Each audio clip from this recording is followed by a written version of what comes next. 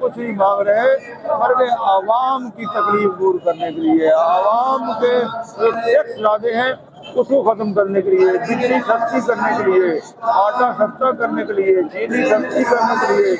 دودھ سستی کرنے کے لیے، اور جو آئی پی پی ہیں جو 100 کے قریب ہیں جن کے ساتھ حکمرانوں نے ظالمانہ معاہدے کیے ہیں، جس کی وجہ سے بجلی اتنی مہنگی ہو گئی ہے، 75 روپے یونٹ ہو گئی ہے۔ ہمارا یہ بھی مطالبہ ہے ان سے نیگوشیشن کی جائے، جن کے معاہدے ختم ہو گئے ہیں ان کو ختم کیا جائے، جن کے معاہدے ہیں ان سے نیگوشیشن کی جائے تاکہ بجلی سستی ہو، آٹا سستا ہو، چینی سستی ہو۔ اور جو یہ ظالم اشرافیہ ہے انہوں نے اپنی مراد کم نہیں کی، جو مفت بجلی لیتے ہیں، مفت پیٹرولیم لیتے ہیں، مفت گاڑی لیتے ہیں، مفت پلاٹ لیتے ہیں،